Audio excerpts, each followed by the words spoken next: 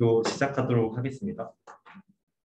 오늘 발표할 것은 총 두 가지가 되겠는데, 처음에 발표할 것, 저 오른쪽 아래 구석탱이에서 이제 처박아 놓는데, 스코어 베이스드 한 걸로 제너레이티브 모델링을 하겠다라는 이제 논문을 정리한 블로그 포스트가 있는데, 그 블로그 포스트 내용의 앞부분만 설명을 해드릴 거고, 왜 이거를 설명을 하냐고 취소를 취소하여서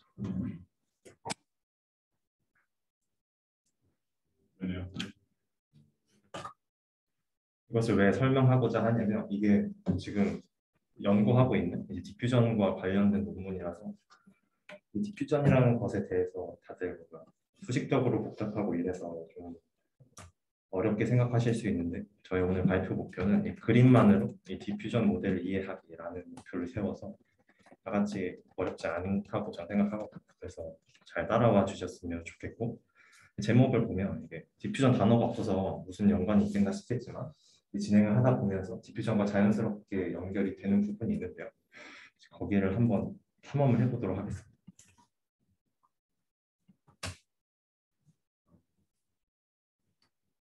인트로덕션을 할 텐데, 이제 제너레이티브 모델 테크닉이 여러 개가 있는데, 이게 블로그 포스트 저자가 양송이라는 사람이 두 개로 이제 카테고리를 분류를 했는데, 하나는 likelihood based 모델이고, 하나는 저희가 많이 하는 그 겐이 가장 유명한 implicit generative 모델, 이렇게 두 가지가 있을 텐데요. 이제 디퓨전은 이제 likelihood based 모델의 대표적인 그런 모델이 되겠고, 이거는 이제 직접적으로 그 데이터의 디스트리뷰션의 그 probability density 펑션을 이제 직접 구하는 이런 게 이제 likelihood based 모델이 되겠는데요. 둘 다 이제 각자 모델이 갖는 그런 어쩔 수 없이 그 태생적인 그런 한계들이 좀 존재하는데, 저희는 이제 디퓨전을 보기 때문에 디퓨전에서 한계점 이런 거를 좀 볼 거고요.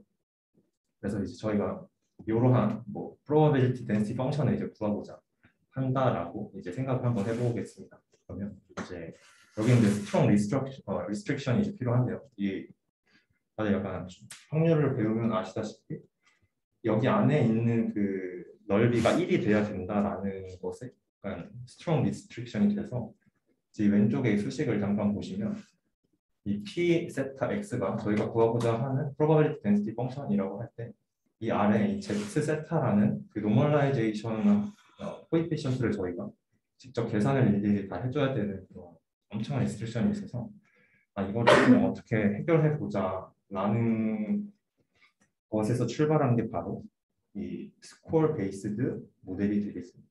그래서 아까는 1차원이었는데 이제 2차원으로 이제 확장을 해서 보면, 이 등고선 같이 생긴 게 이제 위에서 본 그림인데, 이 probability density 펑션이 되겠고요. 이 density 펑션을 직접 구하는 게 어려우니까 아까 말했듯이 그 넓이가 1이 돼야 되는 그런 특성이 있어서, 그래서 이거 말고 그냥 이 방향성만 한번 알아보자라고 접근을 하게 됩니다. 그래서 이 스코어 베이스드 제너레이티브 모델이라는 이름이 여기서 나오는데, 이 바로 probability density 펑션의 그레디언트, 로그의 그레디언트 값을 씌우는 게 이제 바로 이 스코어 펑션이 되겠는데, 그냥 그 그레디언트를 씌우는 게 스코어 펑션이라고 생각을 해주시면 되겠고, 이 스코어 펑션을 어떻게 구하느냐고 한다면 이런 expectation 값을 통해서 이제 구할 수가 있다고 하고, 이거는 사실 중요하지 않은 내용이기 때문에 트레이닝 방법으로 넘어가도록 하겠습니다. 이제 이렇게 학습이 잘 된 이런 그레디언트를 가지고 어떻게 샘플링을 하냐라고 한다면, 이제 처음에 이제 파란색 점들이 가우시안 노이즈처럼 이렇게 퍼져 있을 때, 이 그레디언트 방향으로 이 위에 보이는 식대로 이제 샘플링을 이제 진행을 하게 된다면, 저희가 원하는 probability density 펑션의 그 하이한 probability를 가지는 쪽으로 이 점들이 이동하는 것을 볼 수가 있는데, 이게 바로 그 가우시안 노이즈에서 그러니까 디퓨전을 이제 디노이징하는 과정이라고 연결을 지을 수 있고, 이게 바로 랑게방 다이나믹스라고 연력학에서는 옛날부터 많이 써오던 그런 방식이라고 합니다. 그럼 이제 저희는 이제 이미지 처리를 하기 때문에, 그럼 이게 이미지 제너레이티브와 무슨 연관이 있느냐라고 한다면, 이 점들 하나하나가 이제 2차원이었지만 이제 저희는 것을 이미지 하나하나라고 생각을 할 수가 있을 텐데 여기서 또 문제가 발생을 합니다. 왜냐하면 이미지가 워낙 하이 디멘션이기 때문에 너무 적은 데이터만을 가지고서 이러한 그레디언트를 구하게 된다면 이게 보이다시피 이 모든 하얀색 공간을 이제 데이터가 다 채울 수가 없잖아요. 데이터 많이 모여있는 공간에만 집중이 되게 되는데 그런 데이터가 없는 공간에서의 그레디언트를 제대로 구할 수 없다라는 그런 한계점이 존재하고 이런 한계점을 이제 어떻게 타파할 수 있을까라고 이제 사람들이 고민을 하던 찰나에 뭐 이러한 방식으로 그러면 데이터에다가 노이즈를 좀 씌워서 가이드만 좀 도와주게 해보자라는 방식으로 그런 train score based model on the noise data point 뭐 이러한 방식을 제안을 하게 되고 이렇게 이제 퍼뜨리게 되면 데이터 디스트리뷰션이 좀 넓어지면서 그레디언트를 효율적으로 끌고 올 수 있게끔 만들어줍니다. 그래서 이제야 이제 디퓨전에서 자주 보이는 그림이 등장을 하는데요. 제가 아까 말씀드렸다시피 이 데이터 디스트리뷰션을 이제 퍼뜨리는 이렇게 가우시안 노이즈를 주는 과정이 바로 이 이미지에서 이 노이즈를 씌우는 과정이라고 이제 연결을 지을 수가 있다 해서 이제 여기서부터 디퓨전이 시작이 되겠습니다. 그래서 보시면 이렇게 시그마 1, 시그마 2 이런 이제 노이즈를 얼마나 세게 씌울 것인가에 대한 내용이 되겠는데 이거는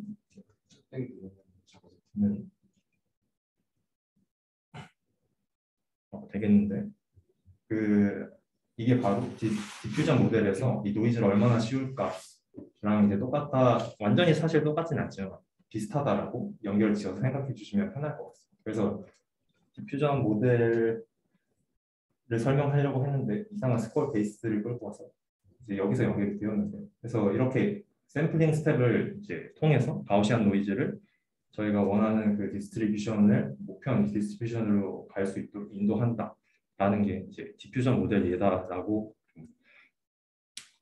인투이션을 가졌으면 좋겠습니다. 그리고 이제 이런 디퓨전 모델의 인서치 디렉션 저는 크게 두 가지라고 생각을 하는데요. 이 샘플링 퀄리티와 이 디퓨전 모델의 이제 가우시안 노이즈에서 그 에임드 디스트리뷰션을 끌고 와야 되는 그 샘플링 스텝이 너무 많기 때문에 이제 너무 느리니까 이거를 어떻게든 빠르게 해보자라는 그런 방향과 이제 막연히 상상하기만 하면 되는 게 아니라 이거 어떻게 하면 컨트롤러블하게 할 수 있을 것인가가 지금 민기님이랑 같이 진행하고 있는 연구가 되겠고 그리고 이제 두 번째로 발표한 논문은 이 위에 있는 샘플링 퀄리티와 스피드업을 어떻게 할 것이냐에 대한 논문인데 아니 컨트롤러블 모델 한다면서 왜 위에 거를 하느냐라고 물어보신다면 위에서 얻은 인투이션을 통해서 이 컨트롤러블 모델을 어떻게 적용시킬 수 있을 것인가에 대한 고찰을 좀 해보고자 다음 논문을 선택을 하게 되었습니다. 혹시 질문 있으신가요?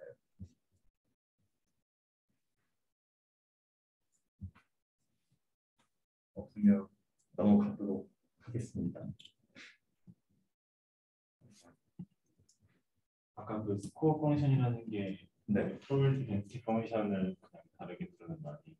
프로버빌리티 덴시티 펑션이 네, 이제 로그 값을 씌워서 그 그레디언트를 씌운 거를 스코어 펑션이라고 정의를 하고 있습니다. 그게 어떤 점에서 스코어라는 의미가 되는지 스코어 펑션에 대한 이름의 유래에 대해서 저도 아니 이걸 왜 스코어라고 정했나라고 찾아봤는데 그냥 그렇게 불러왔던 거 같아서 정확히는 못 찾았어요. 그냥 맞는데 궁금해서 저도 너무 궁금합니다.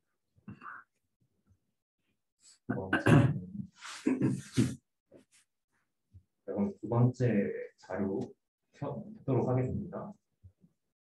그래서 두 번째 논문은 이제 디퓨전 모델을 트레이닝할 때 컨셉션을 좀 최우선시해서 트레이닝을 시켜보자. 왜냐하면 이것은 디퓨전은 이제 수학적 모델링이 기반이 된 모델이기 때문에 이전의 방식에서는 이제 그런 수학적으로 이제 가우시안을 어떻게 스케줄링 할 것인가 이런 거에 초점을 두는 논문이 되게 많거든요. 샘플링 퀄리티나 스피드업에 대해서. 근데 그러지 않고 좀 저희가 이해할 수 있는 그런 인투이션을 베이스로 접근을 해서 결론까지 이끌어낸 논문이라서 제가 좀 선정을 했고 다들 이해하고 생각해 볼 수 있는 논문이라서 이제 선정을 했고요. 그다음에 필요한 실험 정리를 너무 잘해서 사실 링리님이랑 하는 수업 그 연구에서도 좀 도움이 돼서 그런 것도 좀 살펴보고 생각할 여지를 많이 주는 논문이라고 생각하고 실제로 그 디퓨전 모델에 대한 분석 그런 논문이 많이 없어서 이게 올해 4월에 나온 논문인데 실제 2022에 되기도 했고 가져왔습니다. 시작을 하도록 하겠습니다. 그래서 이것의 인투이션이 무엇인가라고 생각을 한다면 저희가 이제 이미지를 샘플링할 때 이 가우시안 노이즈에서 이 강아지 그림으로 이제 디노이징을 이제 모델이 매 스텝마다 하게 될 텐데 아니 그 모델이 하는 일이 이 앞단에서와 이 끝단에서 과연 동일한가? 모델이 동일한 일을 하고 있는가라는 것에서 시작을 합니다. 보시면 알 수 있다시피 강아지 형체가 거의 다 나온 곳에서는 모델이 그냥 노이즈만 지우고 있는 것을 확인을 할 수가 있습니다. 이게 뭔가 샘플링, 제너레이티브한 테스트가 아니라 그냥 디노이징 테스트가 되기 때문에 그 저자는 여기서 모델이 그 imperceptible한 디테일스를 그냥 학습을 하고 있다라고 얘기를 하고 이제 중간 단쯤에 갔을 때는 이제 뭔가 형체를 만들어내고 있다. 그래서 여기서 이 스텝에서 모델이 이제 perceptually recognizable content를 이제 배운다라는 가정에서 이제 출발을 하게 됩니다. 마우스 포인터를 레이저로 좀 네네. 클릭 어떻게 하죠?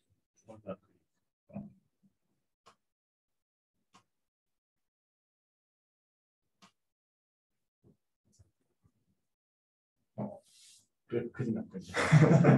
통할 만한 포인터가 나옵니다. 그래서 여기 논문에서 한 거는 이렇게 두 가지가 되겠습니다. 아까 그 인투이션을 인베스티게이트 해서 그래프로 좀 깔끔하게 저희가 이해할 수 있게 정리를 해두었고요.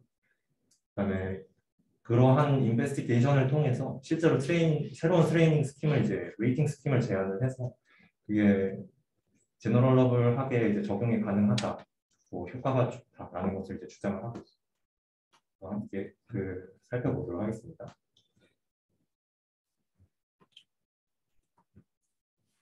그래서 이제 여기서 실험한 것은 다음과 같습니다. 인베스티게이팅 아까 제가 말씀드린 그 인투이션을 실험적으로 좀 증명을 하는 그게 되겠는데 여기서 뭘 하고 있느냐라고 한다면 여기 보이는 이 똑같은 여자 사진 두 장과 그 다른 여자 한 장 사진을 놓고 이 노이즈를 이제 똑같은 노이즈를 씌우는 게 아니라 똑같은 정도의 노이즈를 이제 차근차근 이제 씌워 나가. 그럼 이제 노이즈를 많이 씌우면 자, 여기서 세 장 다 이미 노이즈를 왕창 씌워서 이제 이 원래 동일했던 사람과 그 동일하지 않은 사람 간의 그 엘핍스 디스턴스를 각각 측정을 합니다. 그래서 동일한 사람 간의 엘핍스 디스턴스는 이제 블루로 표시를 했고요. 다른 사람 간의 엘핍스 디스턴스는 오렌지로 표시를 했습니다. 그래서 이것을 노이즈를 왕창 씌우면 그래서 이제 데이터 디스트리뷰션을 이렇게 재미있는 방식으로 표현을 했는데 노이즈를 많이 씌우면 이렇게 겹쳐진다라는 것을 이렇게 그림적으로 표현했는데 되게 잘 표현했다고 생각합니다.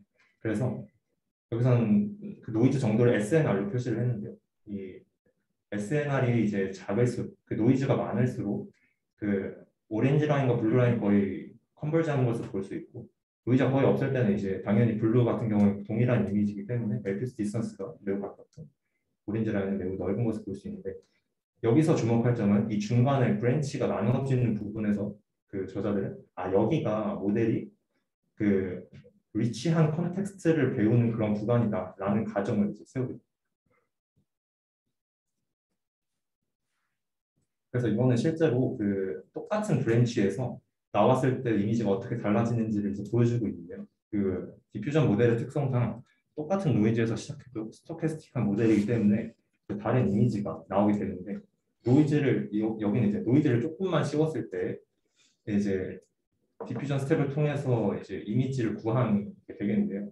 여기선 SNR이 매우 높기 때문에 거의 인풋 이미지와 동일한 그런 것을 생성해내는 걸 볼 수 있고 노이즈를 너무 많이 씌워버리면 왼쪽으로 가서 노이즈를 많이 씌웠다가 다시 디노이징하는 과정을 보고 있는데 너무 많이 바뀌면 너무 많이 노이즈를 씌우면 거의 아예 다른 사람이 나오는 것을 볼 수가 있어요. 근데 이 중간에 어디쯤 여기쯤에서 저자들은 컨텐츠를 가진 그 위치한 인포메이션을 이 모델이 이제 배우고 있다라고 주장하고 뭐 이런 사진을 통해서 간접적으로 알 수가 있을 것 같습니다. 안에 써 있는 숫자가 SNR 거예요. 네, 써져 있는 숫자가 SNR. 그리고 이제 이 저자들이 이러한 어썸션을 통해서 이런 인투이션을 통해서 새로운 트레이닝 스킴을 제안을 하게 됐어요.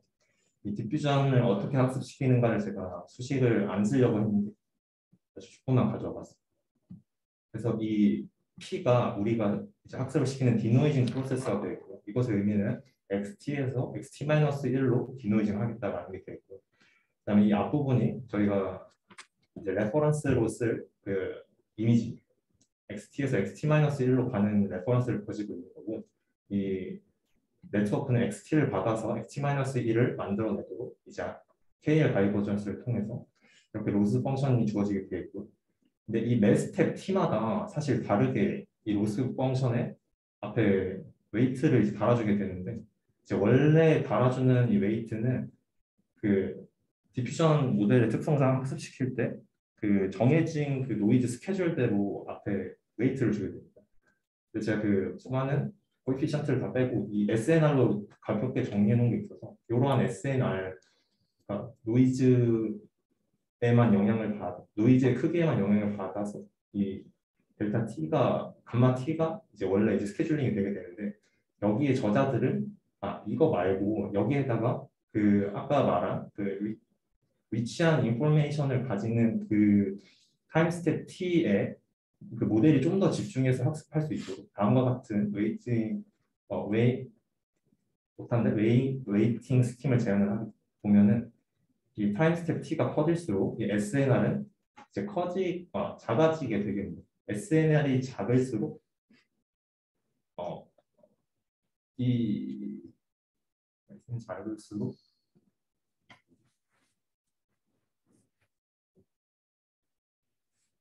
SNR이 클수록 이 전체 웨이트 값이 이제 작아지게 되겠는데, 그 말은 그 원본 이미지가 거의 남아있게끔 리코그나이저블 할 때는 그 로스 펑션을 잡혀주겠다. 이제 노이즈에 가까울 때는 이것을 크게 주겠다. 뭐 이런 식으로 해석을 하면 될 것 같습니다. 그래서 실제로 이 웨이팅이 어떻게 작용을 하는가라고, 어떻게 그 그래프로 그려지는가라고 한다면, SNR이 이제 커질수록 이제 작아지는 이런 웨이팅이 작아지는 것을 이제 그래프로 표현을 해놨는데, 그 저게 사실 막 리니어하게 이렇게 줄어드는 것을 제가 설명을 했는데 그건 아니고, 이 컨텐츠의 그 웨이팅만 이렇게 크게 로스 값을 받을 수 있게끔 그 위에서 이제 식을 예쁘게 짜놓은 것입니다. 그래서 만약에 일정하게 로스 펑션을 준다라고 하면 이렇게 점점점점으로 표시가 돼서 타임 스텝 T마다 적용이 될 것이고, 저희가 이제 일치한 컨텐츠나 로스를 많이 주고 싶다라고 한다면 다음과 같이 줄 수가 있겠고요. 그리고 아까 여기 위에 있는 감마를 통해서 이 정도를 조절을 할 수가 있는데, 그래서 감마를 크게 주면 더 많은 위치한 인포메이션에 집중할 수 있도록 하고, 아니면 좀 줄어들고 이런 거 볼 수가 있겠고, 그 파란색이 이제 베이스 라인이 되겠고, 이건 컨텐츠에서 조금 벗어나 있는 모습을 볼 수가 있겠고요.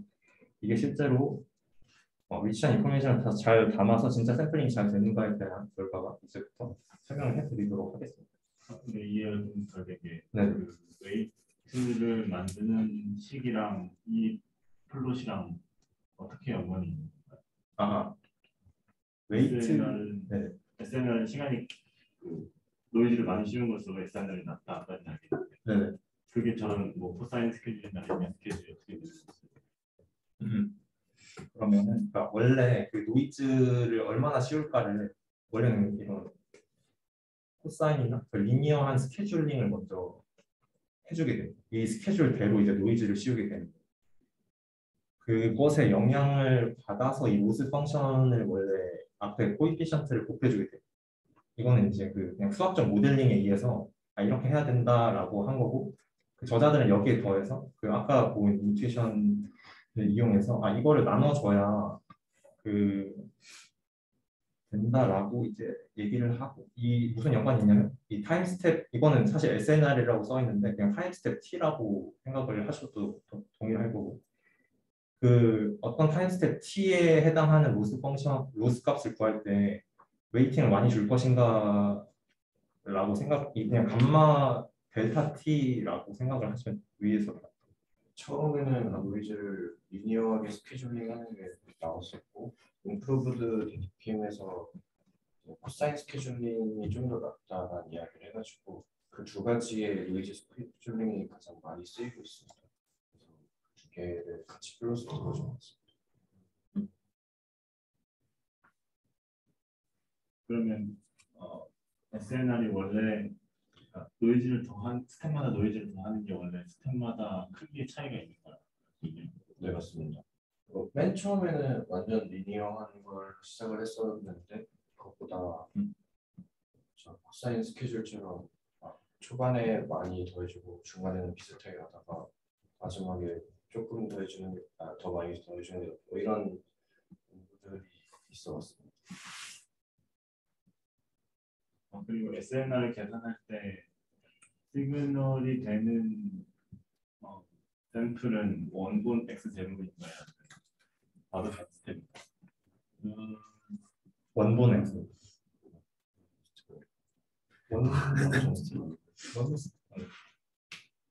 그 노트 여기 안 적어놨는데 제 이해하는 기억력으로는 전 현재 스케줄링 상태랑 바로 이전 상태의 어떤 계산 가지고 SNR을 구했었던 것 같은데 그래야 말이 더 될 것 같아서요. 그럼 전 질문을 흥분이 있지 않아. 근데 사실 SNR이 그 시그널 투 노이즈 레이쇼잖아요. 그래서 그 이전 스텝과 현재 간에 그걸 하면은 그 비율이 저렇게 짜질 수가 없기도 하고. 그래서 저도 그래서 X 제로로 자연스럽게 생각을 했었는데 X 제로인가 봅니다. 넘어가도록 하겠습니다. 리서치를 보면 여기 퀀티터티브 리스트를 볼 수가 있는데요. 이거 여기서 저희들은 꽤 부합해서 얘기한 내용은 다양한 데이터셋에서 모두 동일하게 잘 된다만 보시면 될 거고 FID와 KID를 측정을 해서 다음과 같은 결과를 넣고 실제로 퀄리티를 보면 이제 베이스라인보다 훨씬 잘 되는 것을 볼 수가 있겠고 이거는 이제 FFHQ 이게 아마 트레이닝 정도를 나타내는 것 같은데 그 조금 했을 때 이렇게 칼라 지터링의 그 어려움을 정리하는 것을 저자들이 지적을 하고 있고 나는 이거는 잘 된다 표시를 하고 있고 그리고 이거는 제가 좀 질문을 하고 싶었던 건데 베이스라인 여기 보시면 베이스라인 웨이팅 스킨 페어스 투 포커스 온 글로벌 코히런스인데 글로벌 코히런스가 뭘 의미하는 건지 해석하는데 어려움이 있어서 혹시 아시면 알려주신다면 좌우의 눈이 다르다든가 이런 이야기 있거든요. 코헤런스라는 게 같이 등장할 만한 거. 뭐 예를 들어서 얼굴이 있으면 피부 색깔이 바로 옆에 있는 피색 이름은 비슷할 수밖에 없고 이런 거 있잖아요. 좌우의 눈은 똑같이 생겨야 돼요. 여기에서 굳이 글로벌 코헤런스가 안 되는 걸 찾으라면 뭐 이런 게 좀 어색한데. 근데 확실히 말씀하신 대로 GDPM이나 그쪽 계열들 들어가 보면 ODI가 생각보다 많이 나와요. 그런 글로벌 코헤런스. 그런 걸 들지 않았어요. 그 질문이 있는데요. 네. 이게 지금 위에 컬러가 이상한 게 네. 베이스 라인에 해당하는 웨이팅 스킨 때문에 발생한 문제인가요? 그러니까 여기서는 사실 잘 되는 샘플도 있는데 안 되는 샘플들을 가져온 그런 어려움을 겪는 샘플들을 존재할 가능성이 베이스라인에서 존재한다. 이 정도. 그 트레이닝 데이터 수가 적은 게 되지 않았었을까 개인적으로 생각을 여기 넘버 오브 이미지가 있는데 여기가 트레이닝 이미지 개수를 의미하는 거예요. 네. 이미지가 트레이닝 이미지가 적을 때도 이 컬러 같은 이미지 수가 아니라 그 이터레이션 수를 얘기해요. 알겠습니다. 그러면은 데이터셋은 그 정도. 네, 웨이팅 스킨 안 쓰고 하면은 저런 문제가 있나요? 웨이팅 스킴을 안 쓴다는 게 그냥 웨이팅 스킨 원래 그러니까 웨이팅 스킴은 원래 존재하던 웨이팅 스킴이 있는데 그러니까 가장 처음에 썼던 웨이팅 스킴은 그냥 저 감마 t를 그냥 리니어하게 이제 스케줄링을 했던 건데 그러니까 정확히 말하면 저걸가 리니어는 아니지만 아무튼 그 노이즈 스케줄이 리니어일 때 그 앞에 감마 t가 이제 그 리니어 스케줄에 따라서 이제 계산이 되거든요. 그래서 그거가 원래 베이스였고 그러니까 그거는 그러니까 모든 것에서 다 존재했는데 이 스케줄링을 이제 리니어에서 코사인으로 바꾸고 그 코사인으로 바꾼 거에서 또 이제 이 밑에 추가적으로 이런 식으로 달아줬다라고 생각을 하시면 돼요. 그래서 여기 베이스라인이 아마 그 어떤 스케줄을 썼는지 기억이 안 나는데 리니어를 쓰지 않았나라고 기억을 하는데 제가 찾아보고 알려드리도록 하겠습니다. 형상적인 리니어 스킴을 썼다, 웨이팅 스킴을 썼다라고 생각하시면 될 것 같습니다. 그래서 이제 넘어가도록 하겠습니다. 그래서 겐과의 결과도 이제 비교를 하게 되는데요. 겐보다 잘 된다 하고 쭉 봤는데 보시면 FFHQ에서 제일 잘 되는 게 스타일갱 2가 이렇게 떡하니 있어서 잘 안 되는 거야? 라고 저자들이 이제 거기에 대한 변명을 잘 써놓았는데 이 스타일갱 2는 이 FFHQ 데이터셋에 스페시픽하게 잘 적용이 될 수 있는 메소드를 적용했다라고 해서 글로벌한다고 이제 말할 수 없다라고 주장하면서 자기네들은 이제 그 다른 뭐 옥스퍼드 플라워 샐러드 HQ 뭐 이런 데서 다른 것보다 잘 된다. 그래서 글로벌하게 적용할 수 있다라는 것을 주장을 하고 있고, 그다음에 이것은 이제 어떻게 보시면 되냐면 그 주황색과 이 빨간색이 아울스인데 이 왼쪽에 레이블이 그 FID가 될 텐데 이 초록색보다 우리 게 낫다. 이 파란색보다 우리 게 잘 된다. 이 주황색이 우리 건데 잘 된다라고 이제 얘기를 하고 있고 우리 방법을 적용하면 잘 된다를 주장하고 있고 근데 여기서 추가적으로 봐야 할 것은 이 왼쪽 아래에 있는 두 개가 리니어하게 적용한 그 아까 정민님이 지적해 주셨던 것처럼 리니어한 웨이트 스킴에다가 그 P2 웨이팅 즉 여기 논문에서 주장한 P2 웨이팅을 추가로 했을 때를 이제 얘기를 하고 있는데 전체적으로 위에 있는 게 코사인이고 아래에 있는 게 리니어 웨이팅 스킴을 쓴 건데 코사인이 잘 안 된다. 이것보다 훨씬 안 된다. 이게 왜 이렇게 되느냐라고 했을 때 이제 저자들이 말하는 게 이 코사인 스케줄을 보았을 때 이 베이스라인 이 부분이 그래프를 잘못 봤죠. 여기서 한번 보겠습니다. 여기서 보시면 이 코사인 스케줄일 때 그 베이스라인을 보시면 이 웨이팅이 들어간 부분이 컨텐츠가 리치한 부분에서 많이 벗어나 있는 것을 확인할 수 있어요. 그래서 코사인일 때는 좀 많이 벗어나 있는데 이 리니어 스케줄일 때는 이 컨텐츠 안에 많이 포함된 부분을 강화시켜 주니까 모델이 잘 학습한다. 그래서 이것 때문에 코사인이 잘 안 되는 거다라고 주장을 하고 있고 논리가 이 정도면 괜찮지 않나라고 생각을 하고 있고 이것은 이제 모델 자체를 바꿔서 이제 실험을 이제 해본 결과들 여기서 좀 얻어갈 게 있다라고 생각을 하는데 이 모델을 제가 사실 모델을 잘 몰라서 정확히는 몰라서 디폴트 모델일 때 노비겐의 블록을 썼을 때 셀프 어텐션을 썼을 때 이런 식으로 다양하게 해서 그 모든 그 모델들에서 우리 거를 썼을 때 잘 된다 이렇게 성능의 증가가 있다를 주장하고 있고 그 중에서도 이제 C를 보시면 C가 아마 셀프 어텐션 only 부분인데요. 이게 이 문장을 보면 our method가 especially하게 effective하다. 이제 셀프 어텐션이 제거되었어요. 그러니까 이제 이때 제일 좋다라고 해서 이런 모델 개선을 하는 논문을 쓸 수도 있지 않을까라는 생각을 얄팍하게 했었는데 밑에 나오는 말이 뭔지 해석이 잘 안 돼서 P2 encourages learning global dependency. 이 글로벌 디펜던시가 의미하는 게 뭘까 좀 생각해 보았는데요. 이게 어떤 디펜던시일지 혹시 그게 아까 말했던 코헤런스. 코헤런스를 다른 걸 이런 모델 아키텍처에 대한 부분을 적어놓은 게 되게 좋았다 생각합니다. 포텐션이라는 게 글로벌 코헤런스를 보는데 도움이 되는 아키텍처였는데 네. 그걸 빼서 좀 망했던 게 우리 방법을 쓰면 좀 다시 잘 되니까 P2가 좋은 거다 이런 말 하고 있어요. 근데 디퓨전 모델인데 빅싱 블럭 같은 게 들어있나요? 거기 안에 들어가는 블럭을 뽑힐 수 있는 것 같은데 선생님 모르겠어요. 어떤 맥락에서 등장한 건지 저도 그리고 코드가 아직 공개가 안 돼 있어서 살펴볼 그게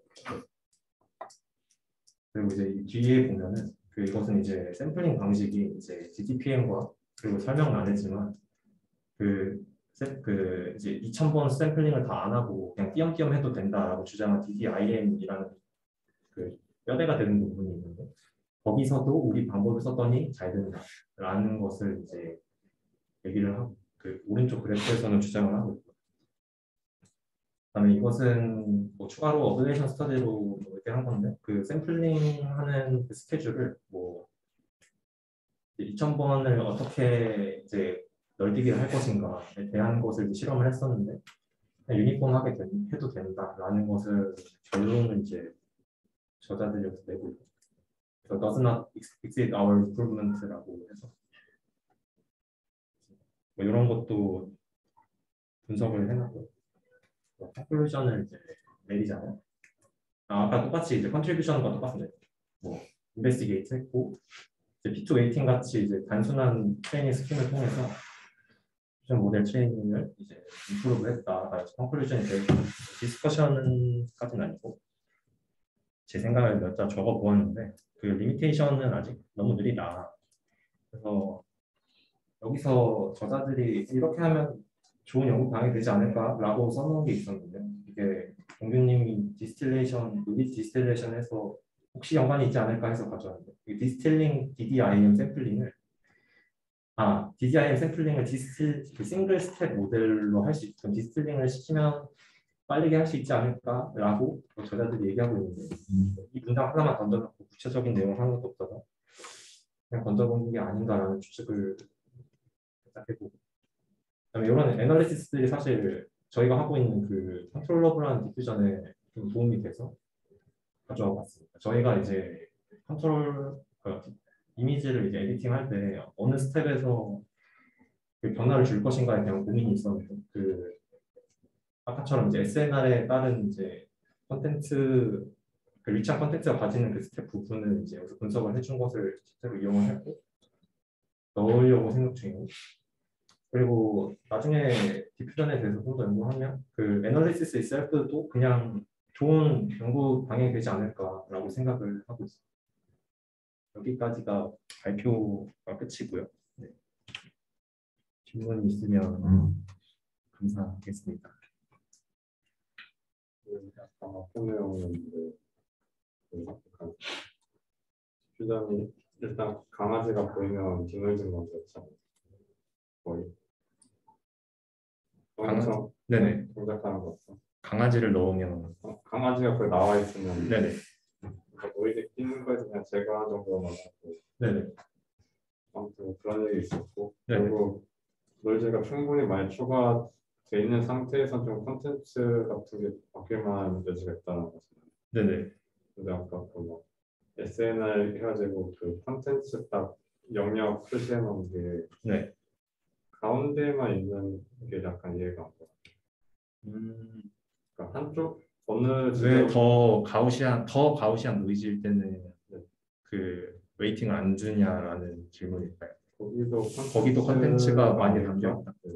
그러니까 그거 좋은 지적이라고 생각합니다. 근데 여기서 실험을 했을 때 여기서 저자들이 주목했던 건 이 컨텐츠의 브랜치가 나오는 이 부분에 집중을 했던 거고 이 뒤에 이제 이 뒤에는 그 perceptual한 그런 정보가 없다라고 그 요런 실험을 통해서 가정을 깔고 들어가는 것이기 때문에 여기에서는 따로 웨이팅을 주지 않아요. 저게 뭐 스텝 수만도 아니니까 저게 혹시 대략 몇 스텝 되는지 알겠습니다. 그 거기 어블레이션을 보면 1000스텝에서 보통 1000스텝을 사용하고 있고 뭐 좀 더 작게 한 스텝은 총 500스텝 뭐 이 정도를 사용해서 샘플링을 진행하고 있어요.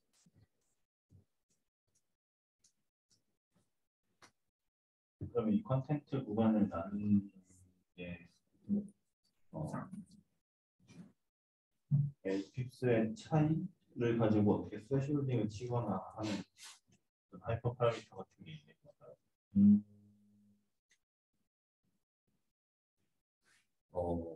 잘 모르겠습니다. 그냥 LPX로 디스턴스를 쟀다 정도로 이해하고 넘어가서 기회를 체크하지 않았어요.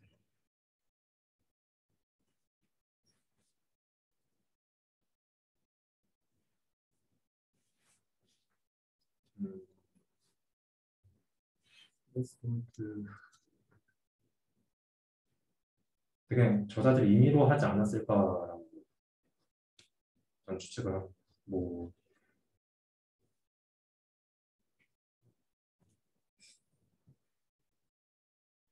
따로 수식이나 이런 걸로 엄밀하게 어디서부터 어디까지 해야 된다를 정의할 수가 없어서 SNR 식이 적혀져 있네요. 네. SNR 식을 그 미약하게 적어 놓았는데 이 알파 T가 이제 노이즈 스케줄링이 되겠습니다.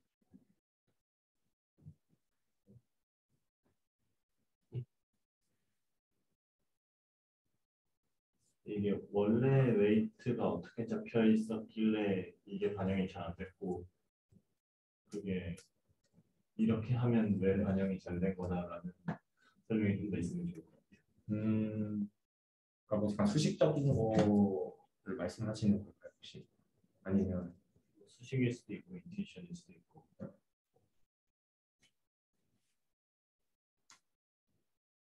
한 번 더 얘기해 주실 수 있나요? 람다를 어떻게 바꾸느냐에 따라서 네. 학습이 잘 될 수도 있고 안 될 수도 있다고 하잖아요. 네네. 근데 기존의 람다를 어떻게 설계한 프린시플이 있을 텐데 네네.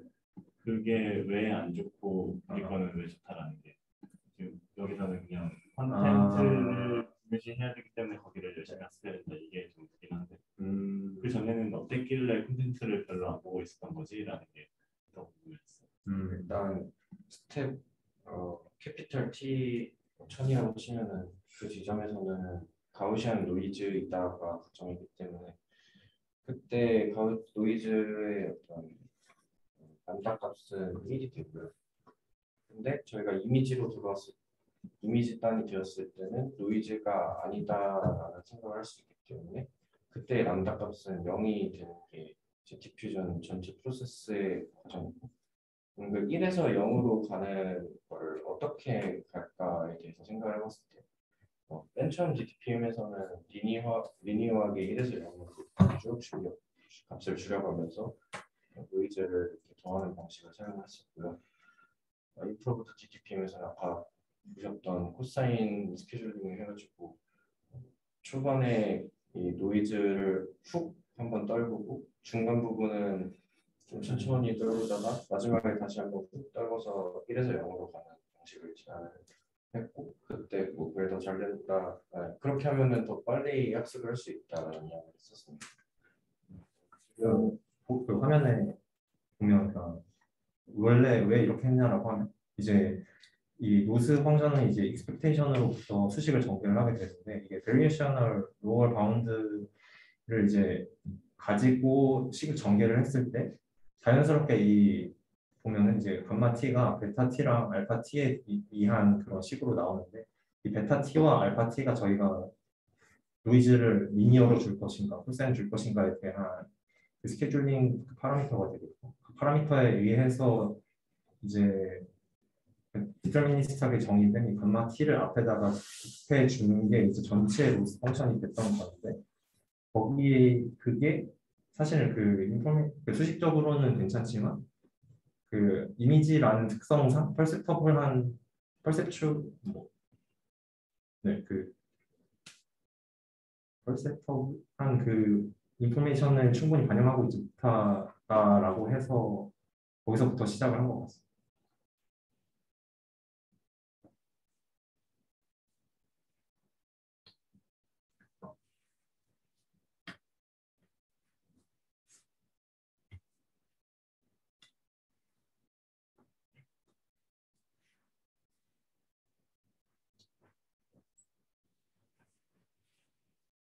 이게 꼭 이미지가 아니라 이런 SNS를 재현할 수 있는 형태라면 뭐 어디든 쓸 수 있다.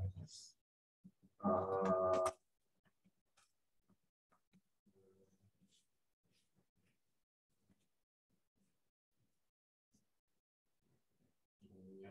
그럴 것 같습니다. 네, 이미지에서는 그 엘립스를 통해서 어떤 그 스킴을 가지고 시작한 거라서 예를 들어서 뭐 스피치 데이터나 다른 도메인으로 넘어가게 된다면 거기에 맞는 스킴을 짜도 돼 그거에 맞게끔 이 모델링한 저 감마 새롭게 모델링한 거를 바꾸면 되지 않나라는 생각을 할 수 있을 할 수 있을 것 같습니다. SNL 저렇게 구할 수 있는 거는 뭐 어떤 식으로든지 가능한 거고 네네. 어디가 컨텐츠다라는 거를 도면들에만 신경 쓰면 네네. 맞습니다.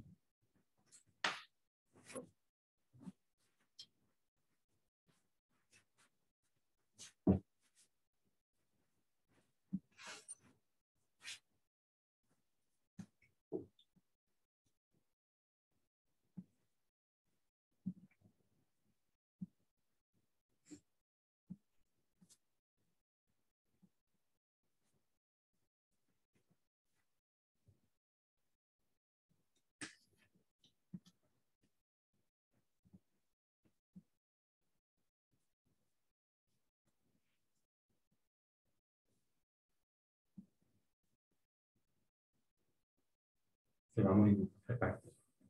질문 없으시면 그냥